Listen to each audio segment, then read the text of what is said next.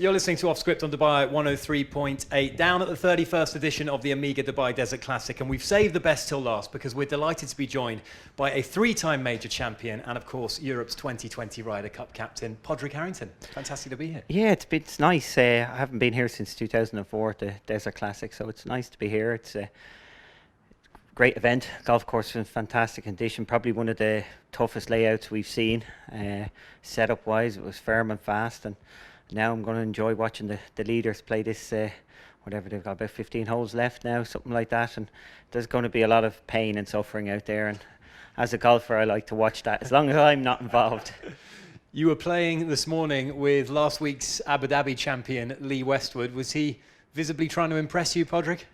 No, but he did impress me. He played great golf for 14 holes. I think he'd put in 13 to go 5 under for the day, and maybe he just ran out of steam. You know, last week it's amazing how much a win can take out of you, and obviously Lee at his age as well. It just wears you down, and you know, you get a little bit mentally fatigued by the end of the next week.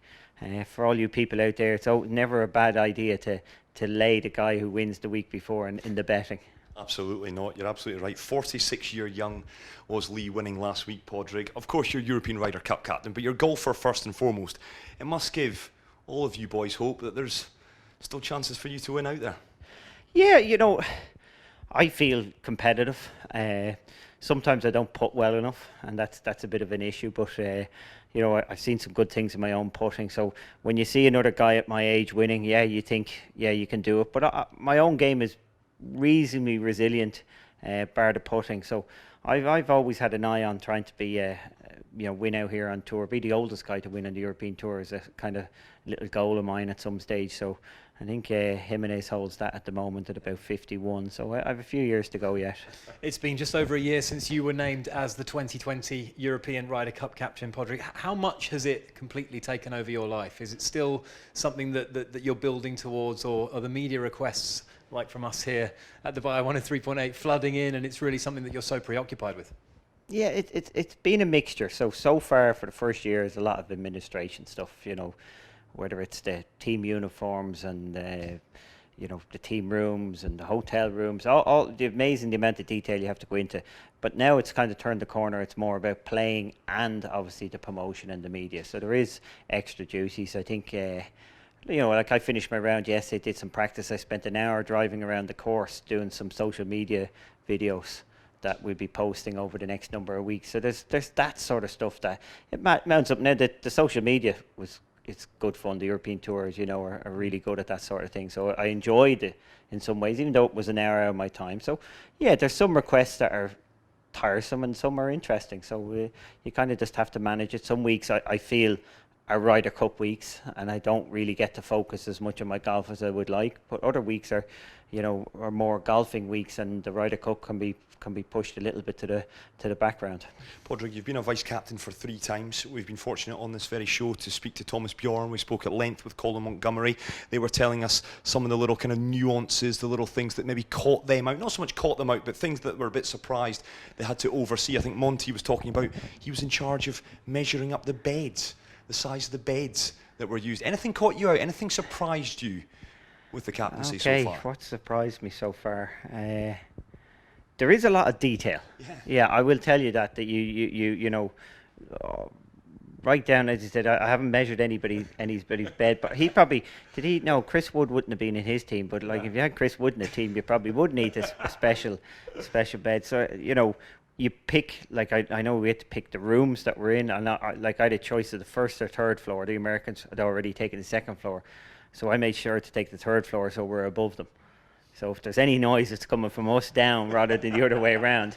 But you know, yeah, I wonder what details are. You know, we're still working on our team room. We're still working. Like when you go to the actual team room in the hotel, you've got an eating room, you've got a physio room, you've got a gym, you've got a caddy room, you've got an administration room, you've got I won't say the word, like a. I'm stuck on seamstress, even though that's not the right word. Like an altering tailoring room. Tailoring room. There you go. Yes. You know, it's amazing the detail that goes into these things and where everything goes, and you got to make sure everybody in the team is happy.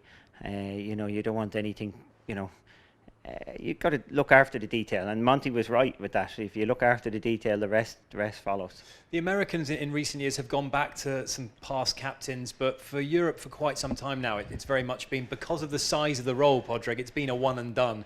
You do it, you get the honour of being the captain, and then you hand it on to someone else. You're a 3-time major champion. Your legacy is secure, but do you feel a sense that you know that some of your career at least will be defined by how things go at Whistling Straits? Absolutely, it is a one and done, which puts a lot of pressure on you. We've seen some successful captains lose, or good captains lose and be vilified for losing, and we've seen some bad captains win and get praised for it. So the result nearly determines how you did. Not how you did, but how good a captain you were, and that can be tough to take. I've got to say there's a bit of pressure on that. It's not something I'll enjoy that much in that sense. So if you're a football manager, you get 38 games each season, and even then, if you get sacked, you'll just get picked up by somebody else. So they've got great opportunities there with the Ryder Cup, because there's so many good players who want to do it now. It is very much a one and done for the Europeans. You've been a part of it, as I say, Padraig. America, you're a captain taking Europe behind enemy lines. You've seen it before, you've been through the course. In terms of doing things differently, have you given that much thought as to how you're going to go about managing this team in America? Yeah, well, that is a big issue going away. It's really tough to beat the US players anywhere. It's very difficult. I won't say now impossible to beat them on a stadium-type American golf course. So if we were going to a Valhalla, if we were going to a Hazeltine, if we were going to the Miracle in Medina, it was a miracle to beat them on that style of golf course. But Whistling Straits is not that style. And there is a few grumblings in the US about the fact that we're going to a European-style course. I visited there with a year to go, so at the end of September, 5 months ago now, and in the 3 days I was there, it was 86 degrees and humid. The next day was heavy thunderstorms and fog, and the next day was bobble hat cold and windy. So every sort of weather. So they can't just set the golf course up. It suits the Americans to set the golf course up for birdies. Yeah. So they want soft greens, very fast greens, and reasonable pin positions. That suits the American style of play, not a huge amount of rough. It suits European style of play for tight fairways where par is at a premium, tough around the greens, some heavy rough. To be honest, Europeans really do better on slow greens. It's not that we can adapt. The US players, even in their regular golf when they're playing at home, they're playing on faster greens than sometimes we get in Europe. So European players really adapt well to fast greens or slow greens, whereas the Americans just are not comfortable. That's I've seen some good players at the Open Championship. Now, not all US players, obviously, but I've seen some good players at the Open where they just keep them at stimping at 10. Now, bear in mind they were stimping 13 here on Thursday and Friday. So at 10 at the Open, which is 3 feet shorter, which is substantially slower. And I've seen some US players just get so frustrated that they throw in the towel. So it's not all US players, but it certainly gives us an advantage. When we were in at Paris, the greens were like 10.5, which for us is okay, but for the US guys, they would consider that tediously slow. And the strategy, Padraig, for your guys in terms of how they're going to deal with the crowd. We saw 4 years ago now, nearly 4 years ago, Rory rose to the bait a little bit in Hazeltine, and it kind of pumped him up when he was duking it out with Patrick Reed and playing so well in the team events as well, the pairing events as well. Would you say to them, listen, try and neutralise the crowd as best you can, or you wouldn't advise perhaps to try and antagonise what is going to be, of course, a very partisan American crowd? Well, I have to go back to the Rory one. I walked with Rory all his matches in the US, and at one stage there was a guy who was verbally abusing him, and he crossed the line. Not even close to. He crossed the line well and truly, and it was some nasty stuff he was shouting at him. And Rory went to go in over the ropes after him. Now I was walking with Rory 3 paces behind him. I'm the vice captain, kind of his minder, and he's posturing to go across the ropes at this guy, and I'm just standing behind him and going, please don't, because I'm an international incident. Well, no, I'm his mate. I'm going to have to go in with him. This is the problem. I'm thinking of the two of us in there throwing handbags. I'm just thinking, like, I can't stand back and watch him. I'm actually going to have to join him. You know, you've seen all this, your mates out, and you're going, just leave it, because you know you have to support him no matter what he does. I'm thinking, please don't go in there, because I'm going to be in there, and that's not where I want to be. But thankfully, he saw sense. I think it was a bit of posturing, but that's not going to happen in Whistling Straits. We saw Kessler, Patrick Reed's caddy, getting ejected from the President's Cup, and that's kind of brought it to a head. We can't let the crowds, be abusive. We can't let them cross the line. And we understand, at a Ryder Cup, 50% of the crowd are sports fans. 50% golfers, so they wouldn't fully understand how golf is, how you go about golf. And when they go to a football match, they do jeer and shout at the crowds pre-shot and all that. So at the Ryder Cup, there's going to have to be a little bit of education. There's going to be some notices that it's going to be printed on the ticket. By all means, cheer for your crowd. I'll tell my guys to expect if they hit a bad shot, it's going to get cheered.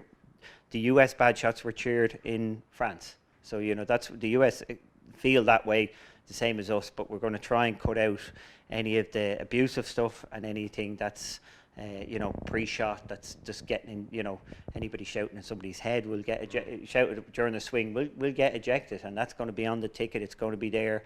So we want to play with a great atmosphere, because you think about it, all my friends watch the Ryder Cup, even the non-golfing guys, and they watch because of the atmosphere. It's the one time we get to go out there and play golf, like in a football stadium. The buzz is why you watch it, why we play. We don't want to lose that. And I will tell my players, we want to see it. We want to see that crowd, the atmosphere.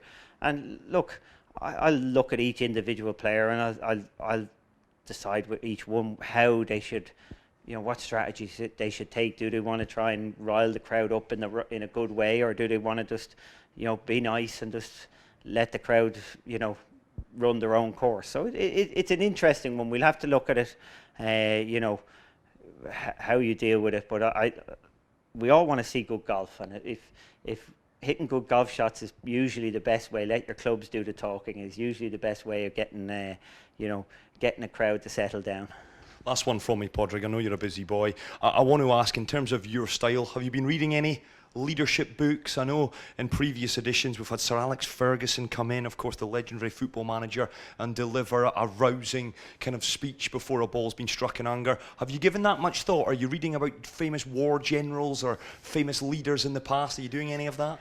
I obviously have read that sort of stuff over the years. Specifically for this, I don't have anybody in mind, haven't done anything like that. I think personally, I've taken plenty of notes from the last number of Ryder Cups, and I'm going to draw on previous Ryder Cup captains for what I would say to the players. With good experience from being vice captain 3 times, which is so much more being a vice captain than being a player. As a player, you don't see anything that's going on. You're so much in your own little bubble, in your own world. As a vice captain, you get to understand the bigger picture, and I've taken plenty of notes, and I'll be working off that. And these guys, I trust these guys. These guys are good players, I'm not going to try and change their games, reinvent their games the week of the tournament. I will just hopefully inspire them to play their best as a team. And, I fully believe, the guys I get in my team, they're going to be the right guys to do the job. Final question from me, Padraig. Tiger Woods has a checkered history with the Ryder Cup. He's not got the record that you would expect him to have as the kind of player that he is as an individual. But we saw a different kind of Tiger at the President's Cup when he was captain and player at the same time. If he makes the team, do you think there will be a different Tiger Woods, or perhaps a somewhat less encumbered Tiger Woods at Whistling Straits? Yeah, we've seen in the past, the tough thing in the Ryder Cup is each player in their general golfing life is their own CEO, their own boss. We're very selfish in what we do. We just go about our business. We want to practice at 6 a.m. We practice. We want to go to the gym at 2 o'clock in the afternoon. Then we go. But at the Ryder Cup, you're handed a schedule. You've got to stick to it. For an individual like Tiger, that was always very difficult. Especially him, because he really, he played at 6 a.m. in the morning, and in many ways, the fact that he was the leading player in the team, but was such an individual, kind of put a bit of a spanner in the works when it came to Phil Mickelson, who wanted to be the big team man. But Phil wouldn't want to step on Tiger's toes because Tiger's the #1 golfer. So you've got two guys in the team room, one who wants to be vocal, the other who's the best player, and it wasn't a great dynamic. But Tiger has changed now. He's completely changed his attitude. He gets to an age just like myself. You have kids, the kids are getting older, and you want more from life. It's more than just about playing great golf. It's about, out there enjoying yourself, and you see Tiger interacting a lot more with the younger guys on tour. You see him interacting around the clubhouse, and now at the President's Cup, he was a lot more comfortable in his position as captain. I would see Tiger as a big danger now in the Ryder Cup, that he may be the leader that they always wanted. That is the voice of Padraig Harrington, Europe's Ryder Cup captain. Cannot wait for September. Cannot wait to get the players at Whistling Straits. Padraig, from us here at Dubai 103.8, thank you for sparing 50 minutes to have a wee natter with us. The best of luck. Roll on September. Thank you. I'll take all the luck I can get.